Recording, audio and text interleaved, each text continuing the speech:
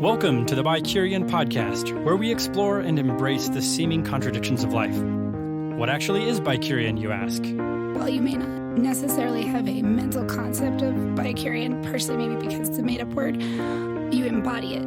What's happening right now in terms of the divisions between us is a focus on that which is different. And lack of understanding and empathy for people's beliefs is no longer an excuse. And it is in the differences we carry in ourselves that we find the BiCurean moment. When you really dig into something, you're going to see some depth to it.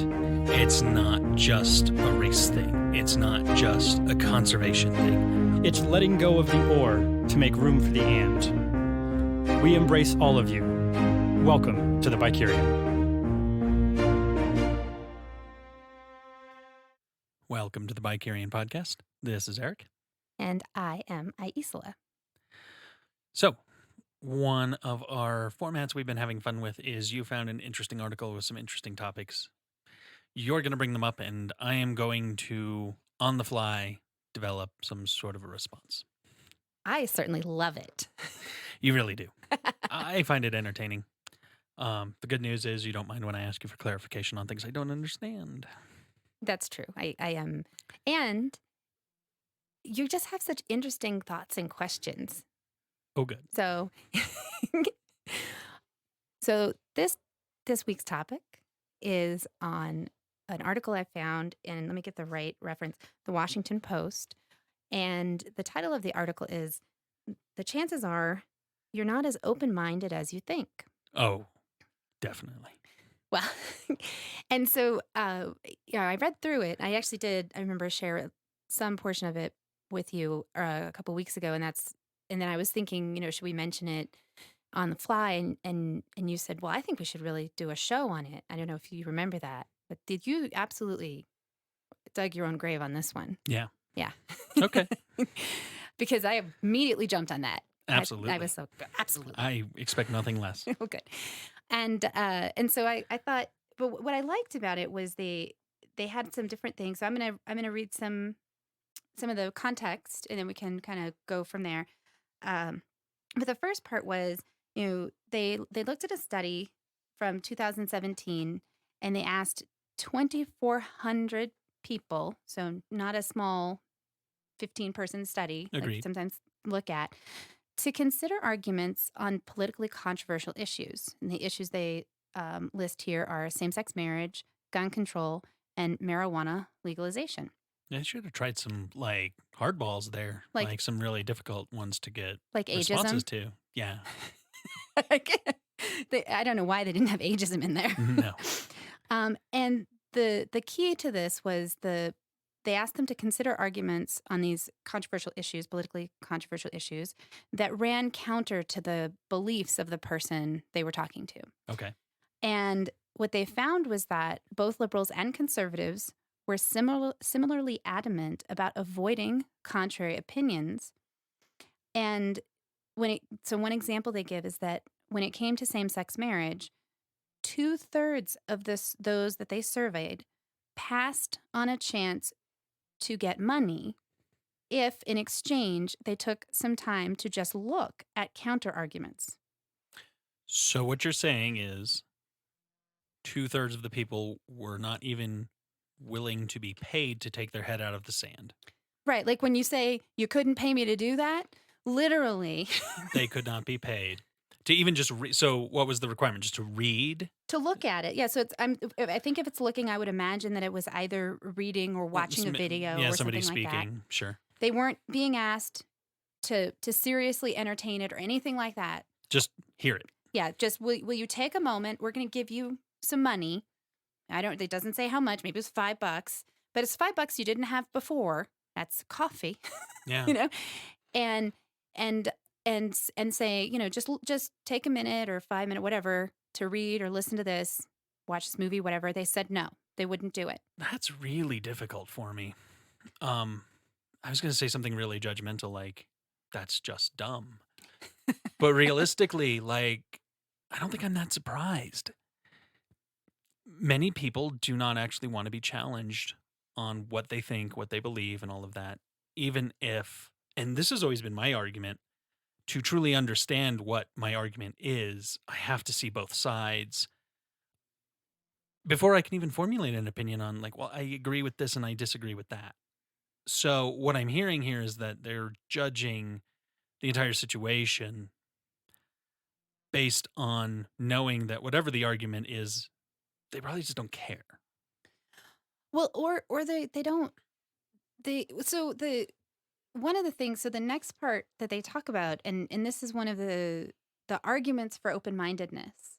So why do we care if anyone's open-minded, aside from things might be a little more pleasant? Is there any functionality to it? And they said that and they get into it later. So I'll start with this assertion, which is that open-mindedness is one of the things that is a hallmark of an ability to make more accurate predictions about the future or about things that are trending or whatever. So I agree with that. and it's scientifically proven, right? Like, asserted. Okay. So that's one of the assertions they make is, we care about open-mindedness, not just because it means that there might be fewer flame wars. Well, to me, I mean, so to take it out of the political arena, like being able to decide the pros and cons of things is key. Like we do it in our life every day. A pro to sleeping in might be that you're tired and you'll feel more rested if you hit the snooze button a few times. The con might be you'll be late to work. So I mean, that's our daily routine, is to evaluate both sides of a situation. Right. And the other thing they talk about is they said, so that the thing that makes you more likely to be open-minded, one of the traits that you will have, is you will imagine your own views as hypotheses in need of testing. Yeah. So you are constantly gathering data against whatever your core conclusions or hypotheses are. I know what you're doing test here. them. What am I doing? That's the definition of critical thought. Oh, don't try to jump ahead. And so, but that's one of the things that they talked about that open-mindedness requires an ability to let go of the idea that your assertion is, unequivocally right. Right. And something we talked about on the Trumpian left, the single issue haters conversation that we had a couple weeks ago, is that liberals and conservatives tend to, at least politically, look at the other side and notice the ways in which they are unwilling to acknowledge that the assertions they're making could have other views, but not willing to look at their own, political, I'm going to say wrong, demagoguery. I've read it a million times, but do I know how to pronounce it? No. So there's that. And I thought that was a really interesting thing. And the next step is that the open-minded people, instead of trying to bring people around to their perspective, they encourage others to help them disprove what they already believe. And that sounds like the definition of an echo chamber. But no, so that's like the open-mindedness is saying, help me look at this and help me to try and disprove my And it depends. conclusion. I say echo chamber because immediately what jumped into my head was that most people will ask people who support them to agree with them. Yes. But you're saying that a measurement of open-mindedness might be asking even the opposite side. Yeah, and that's what exactly. Got The tendency towards confirmation bias is an echo chamber, and it's a pretty typical behavior. We all are drawn towards that behavior.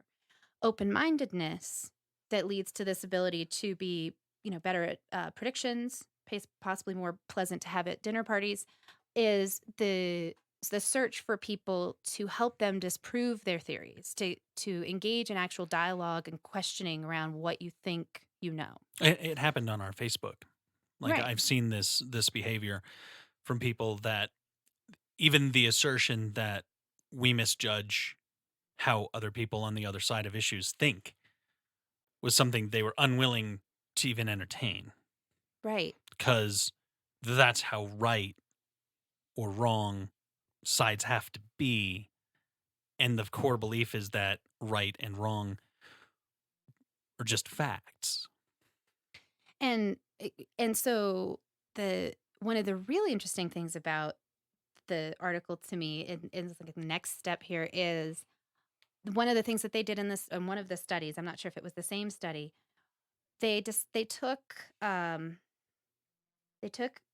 people who in the Brexit vote, the run up to the Brexit vote that happened a while ago, and they took and asked them.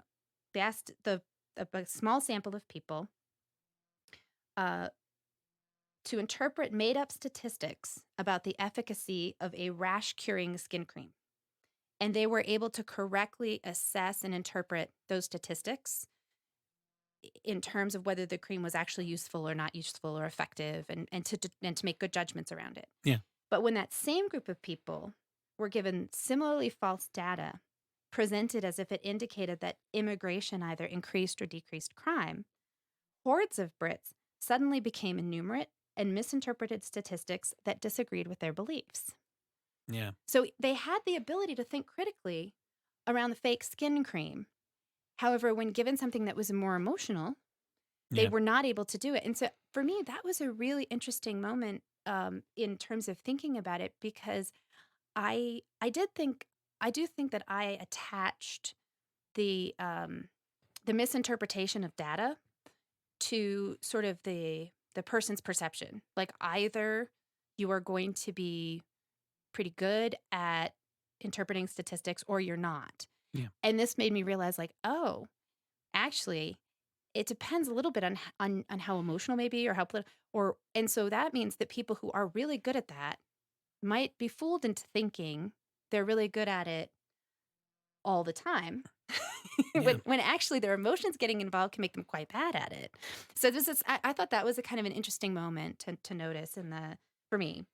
And I think we've seen the proof of that in some regards with social media, right? Because that's where even in the and I hate to use this term because it's been warped, but it was true prior to 2016. There was fake news. There was news sources that actually didn't even exist, but an article being thrown out to throw up some sort of numbers, and half the people that read it saw it as confirmation of what they believed, and the other people saw it as confirmation of their belief that it was the opposite of that. And it turned out it was all just didn't even exist. Nobody even thought critically enough to analyze that news source, or why this is why the media bias chart that we looked at, and the way in which it really called out some of the completely non-existent, again, I don't want to use the word fake, news sources that were being thrown out there to basically just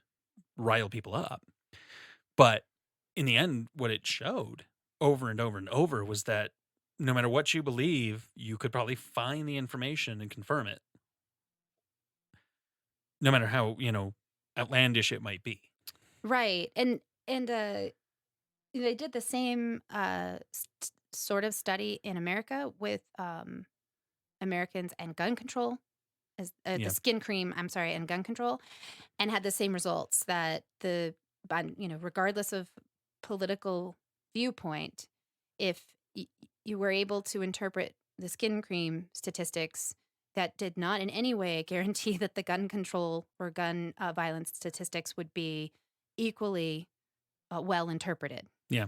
And so just to be aware of that, I think for me, that's also like reading this, I'm like, oh, okay, I really do have to remember that the ideas that I have about certain issues are just as easily programmed into me as the ones that I see being programmed into other people. And it's my job to be vigilant and to pay attention to that, or I'm just part of the problem. Yeah. A few weeks ago, there was a poll on Fox News, and they had to speak to the results, even though I would imagine there are people that weren't thrilled about this. But the poll said that 62% of Americans that they polled actually support stricter gun laws.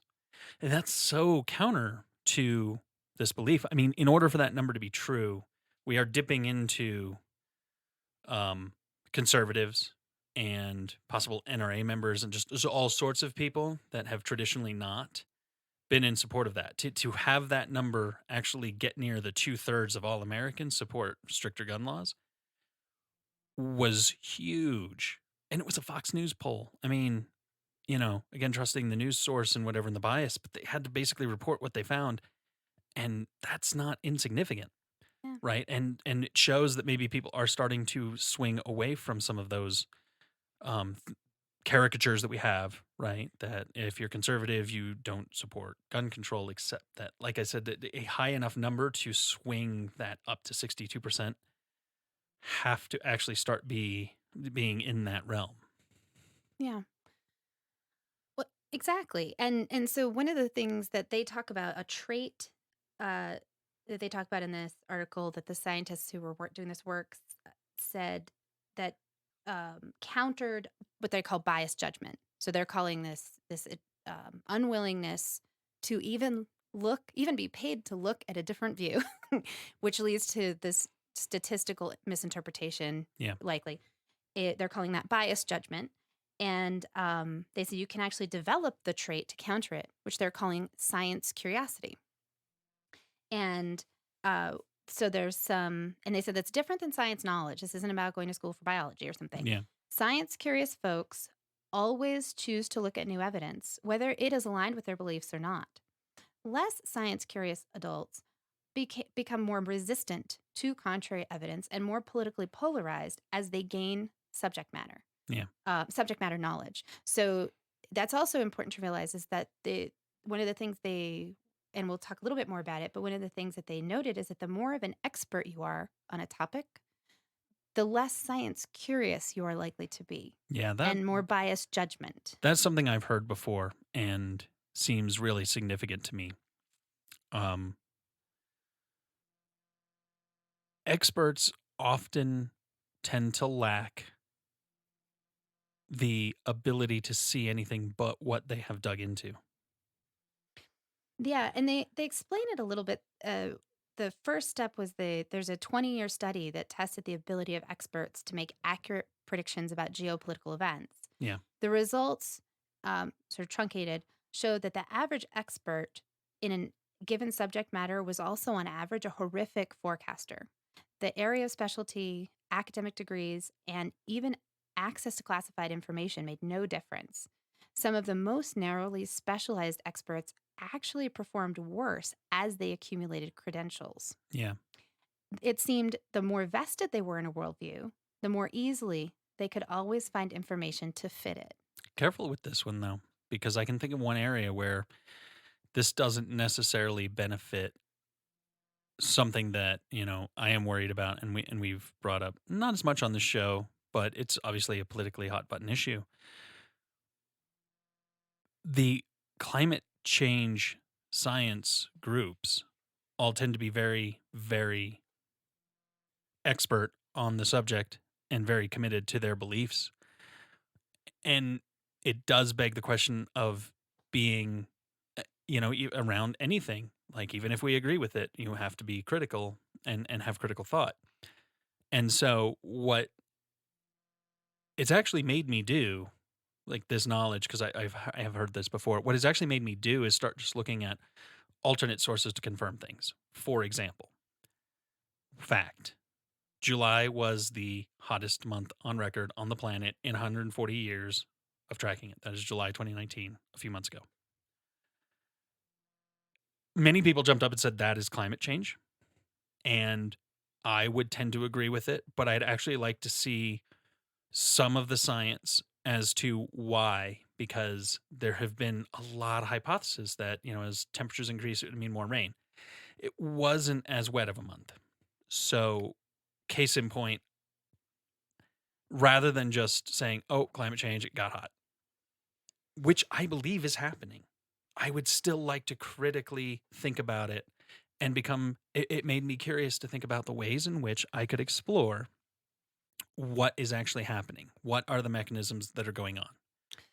Well, so I think in some ways climate change might have some built-in resilience around this in that they said one subgroup of scholars did much better at predicting geopolitical events. Those who were not intellectually anchored to a narrow area of expertise. They didn't hide from contrary and apparently contradictory views, but rather crossed disciplines and political boundaries to seek them out. And climate change cuts across several disciplines. Yeah. And it really is an amalgamation of scientists who study the ocean, who study the atmosphere, who study, the effects of different things, increases in forest fires and things like that. So it's true. I mean, you can compile the information yourself by looking at all of the source material at a micro level to determine what the macro view really looks like. I mean, I will tell you the thing that I've seen in the news, and I think Chet may have mentioned it on the show, but New York Times did a couple articles on climate piracy, climate migration, and climate capitalism, or not. What is it when people try to make money off and exploit a disaster? Climate change exploitation. Yeah, there's some sort of like fancy word for I'm not it. sure. Okay, Put the definition in the show notes afterwards because I I'll know you'll look it up. I will look it up. You're right, but there's people there's people who are poised to exploit climate change, large companies, and there's been actual, like I said, like I believe it was a New York Times article. I'll see if I can find it for the show notes. And so to me, we've got capitalists, we've got scientists, we've got journalists, we've got multiple disciplines saying we got to pay attention. Politicians, farmers, and so that's where they're saying like it's the expertise, it's the narrow expertise that is the thing that makes you less likely to be able to predict it. The people who are, even if they are an expert in one area, if they are able to allow themselves to participate in other areas, they're less likely to have that biased judgment, and they're more likely to have that science curiosity. Right. And more importantly, to not necessarily focus on being an expert in one specific area, but also to understand the greater ramifications of multiple areas that are interrelated. Right. And so talking about this forecasting thing, Tetlock, he was the gentleman who did that study. He gave the forecasters nicknames borrowed from a well-known philosophy essay, the narrow-view hedgehogs, who know one big thing and are terrible forecasters, and the broad-minded foxes, who know many little things and make better predictions. The latter group's hunt for information was a bit like a real fox's hunt for prey. They roam freely, they listen carefully, and they consume omnivorously. And so what he did, and then with a collaborator, was they assembled a team of, I don't know if it's appropriate to say this, foxy volunteers. I love scientists. They're so oddly humorous. And drawn from the general public. So just random people like you or me, we could bid on that. And to do a forecasting tournament. And they're this group of volunteers drawn just from, they probably had some level of knowledge they wanted them to have, but what they wanted them to actually have was this fox science curiosity thing. They trounced the intelligence analysts who had access to classified information. And he said the best forecasters, it's not what they think, but how they think. They argue differently. Foxes frequently use the word however in assessing ideas. Hedgehogs tend towards moreover. I don't feel like I've ever used the word moreover, but more because I think it's something to do with the 1800s. Yes. Foxes also look far beyond the bounds of the problem for clues from other similar situations. So like I was saying, like that it's not just that there's like scientists worried about it, but there's businesses ready to exploit it. Like there's more than just one industry noticing it, but they're responding to it in their different ways. And so they're saying the reasonable conclusion is that curiosity and a broad range of knowledge might be a kind of superpower.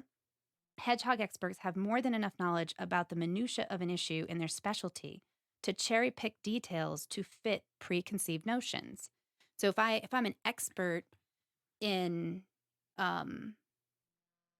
at like, I don't know, soil erosion or whatever, and I don't like the idea of climate change, I might be able to cherry pick things to counter what's happening just in soil erosion. Whereas if I'm looking at the broad spectrum of things, it's just going to be impossible to ignore what's happening. Right. You won't cherry pick individual things from each discipline to create your own. That would be much harder to do. Which, and again, it's going to sound a little judgmental, but you see the climate change deniers, and they don't often have a really good argument as to why. It's not happening. No, it's not happening. Yeah. Their arguments are based on the Earth is cyclical. It's just getting warmer. It's no big deal. Yeah. It's not what we're doing. There's no science behind it, and they are considered experts on it because they have an opinion. But they're not even an expert on. Usually, I would be curious to see. I bet you that usually they are some sort of an expert in one area, and they can justify their argument on it based on. The majority of them tend to be based on archaeology. The Earth cycles. It gets warm. It gets cold. Yeah. Well, and climate change had like the worst branding when it started because they called it global warming, and because that was the first possible impact that was, I guess, predictable. And then Yeah. they're like, oh, but may actually it'll lead to freezing, and so and so like that. I feel like that a brand issue in some ways, kind of people who, for whatever reason, were deniers, just jumped on it, right? And that's still something you'll hear. And then the other thing you'll hear is what you're saying, like the Earth cycles.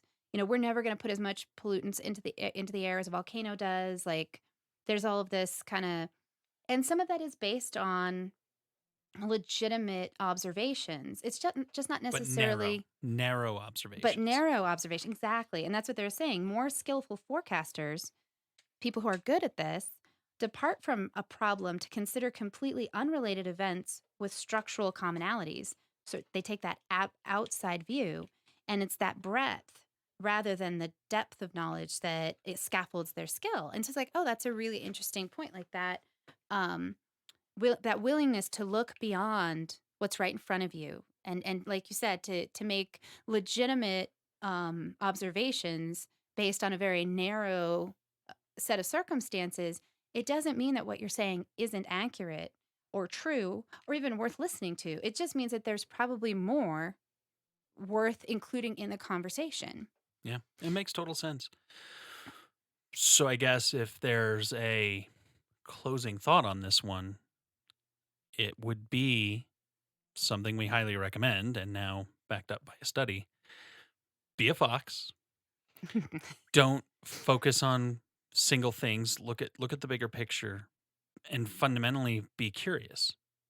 Try to understand the different aspects, the different sides, but most importantly, just try to understand what story is being told by multiple sources instead of just saying a couple of narrow things must be true. Yeah. Well, and in line with our new slogan, "Be the change," I would say if you hear yourself in your internal dialogue, or however that works for you, immediately rejecting something, Yeah. Don't be dismissive. give yourself a chance. Like, just acknowledge that there might be more. It's one of the things. Even if you don't agree with it, it would really, really make a difference in the world if we could all try to understand the other side. Well, and one of the things that, and I know you've heard me say this a lot, is that in most situations, there isn't really like a right wrong thing happening. Like, climate change is way too big for one person to be right or wrong about it. And so if you can remove that instinct, instead of saying, oh, this has to be wrong because I want to be right, and just say, this is one thing that's happening. I wonder how it fits in with the thing that I know, and kind of try to explore where that meets. It's a very helpful way to get out of locking yourself down. Yeah, that makes a lot of sense.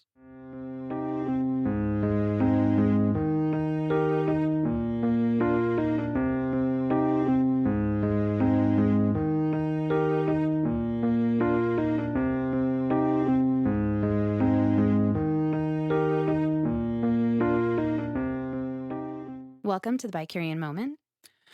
So for this episode, we decided to do a combined one because we both kind of felt equally strong on it. And maybe it should be a show, but at this point, since it's only just kind of roaming around in the news cycle, we figured we would just kind of talk about what's wrong with the idea of presidential decrees that state the FTC and FCC can censor online people. So, Right. context. There was shootings. They found manifestos. They saw various hate groups on there pushing their hate speech. And by they, I am actually talking about the Trump administration. And in a knee-jerk way, started talking about decrees to censor that. Right. And you sent that to me with a comment about the horrifying nature of the link. And I read through it and then, been thinking about my sort of BiCurean moment around it of, on the one hand, yeah, something has to be done. And to a certain extent, the government is responsible to hold a line around this kind of behavior, right? Like there's a problem, and Holding a line about censoring or in some way shutting down and limiting access of hate speech in online areas, specifically social media, but also other places. well, and just really recognizing that it does have an impact. This manifesto echoed, popular conservative talk people as well as our current president, and that's just not okay. And so we do have to do something. And let me reiterate, our current president was being um was being reiterated in this manifesto. And so the government is not necessarily any more equipped to identify what is dangerous around this in this large way and to say what should and shouldn't happen, because I don't really think that he would censor himself. Right. Because he hasn't. And on the surface, I can see how a lot of people would say, you know what, it's right to turn off the channels that hate speech has a method to get out in. Knee-jerk, feel-good legislation, in this case, presidential decree, shut it down. Yeah, exactly. One problem, and this is what really is terrifying about it. If they have that power, whoever's in power, left or right, has the right to go in and argue that liberal thought is hateful.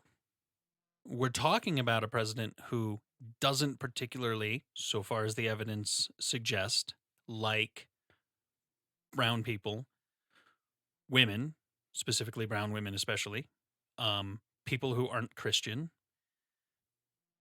If they determine that any of the speech that those people are saying is, in their view, which is the key point here, hateful, they can turn it off. He Well- already told people to leave the country. Right. Because they weren't American enough. Well, and that exchange, like if you ever choose to hurt yourself in this way and follow like some of those Twitter threads, as I have done, what you'll see is when, Iman Omar or AOC says something like this behavior, this racist language has to stop. It is inciting violence and causing problems in our communities. Like a statement like that will be called super hateful towards the president.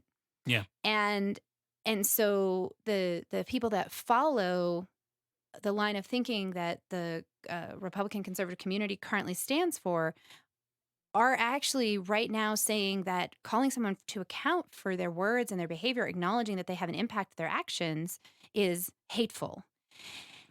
And we don't want that to go away. No. And so I think part of it is we don't have a particularly effective definition of hate speech, or at least it's not willing to be acknowledged in a universal enough way. Because I think that would actually be one of the more helpful things, is to find something that people from multiple perspectives, or the majority of people from multiple perspectives, could acknowledge, like, this is a reasonable definition of hate speech. This is the kind of stuff that does have to come down. Right. Calling for violence specifically, things like that. I could see the ways in which they could do it, and yet the reason the First Amendment exists is because For every person who says something you don't agree with, there's probably somebody who says something you do. And giving anybody any kind of unilateral control over that is how every bad regime in history has started. Yeah, it's absolutely a pathway to fascism. It is a pathway to fascism. It is state-run censorship. It leads to state-run media, because eventually the only stories you'll see are the ones they approve. It's a slippery slope. And so the feel-good side of it, of telling neo-Nazis that they're shut down on their Twitter and Facebook accounts, feels good. But realistically, the FCC and the government is not able, they can't do it. They have too many dogs and too many hunts to be trusted. I think So the good news is, I mean, hopefully if something like this is going on, even by the time the show airs, it'll just get killed by the Supreme Court. Like, it can't stand. It's against the First Amendment. And it does mean we have to tolerate and be smart about the media that we consume and call out hate speech. And I could even see private companies, they can censor this. They've been proven that they can have allowances of what's allowed on their websites. And it's not necessarily censorship or First Amendment issues if it is found to be threatening or a lot of different things. The First Amendment does not allow threats and things like that. So I hate to say it, I think we should put it in the hands of like Facebook to police it with a very strict terms of service to be there. They essentially could be treated like a private club. Yeah, I mean, I think that what I've seen somewhat effective in different places is exactly that, having a clear standard for the community, and then applying that standard unilaterally. That's the Like, key. It's only censorship if you're not doing it equally. right. Everybody has to have the same treatment. And it's one of the things that, I put in that article, the 3 tips for better internet conversations. And I'm just going to put it in this moment as well, which is that if you see something taken down, because this is what the Trump administration is doing right now, they feel like, conservatives are being unfairly attacked by these platforms. And yet the reality is that, my own experience, plenty of LGBT groups that were engaging in like extreme language, especially in the heyday of our earlier activism, were absolutely shut down, and they still are today. And so it's really, most of these organizations really do apply it across the board. It's just that if you are not part of the LGBT community, you may not know that so-and-so's, I think it was the woman who did the Bechdel test, like one of her manifestos was taken down at one point because it was like a little bit angry in a way that wasn't appropriate for the platform that she was on. And if you agree, you might be mad about that, but it has to be unilateral. It has to be, and that's what I'm saying, is that like in that moment, I'm pretty sure a bunch of like her friends were like, well, I don't ever do that to like, people who like guns. And the reality is that just because you see it not happen, because some people do get away with things, I mean, that's a thing that happens, it doesn't mean it isn't applied. And so that's where one of my things was like, just do a quick Google search on your assumptions. If you think that, conservatives are being attacked, do a quick Google search on who else has been removed. And you'll find that people who have different politics than you were removed for their statements as well. I'm not saying it's all clean and good. I'm not saying they're doing a great job. And it's very rarely, touted towards one group the way that we like to assume when we feel, like you said, upset and we agree with them and we want them to get it out there. And Yeah. So Again, critical thought, and just understand anything that you think is a good idea, please stop and think for a moment about the ways in which it can be used against you. So thanks for listening. If you have ideas, thoughts, feedback, please find us on social media. We are BiCurean on Facebook, Twitter, and Instagram. I love talking to people on Twitter, so please come tweet with me. Or give us a call at 720-507-7309 and shoot an email, podcast@BiCurean.com. And if you like what we're doing, please rate us on your listening platform of choice. Thanks, and have a good week.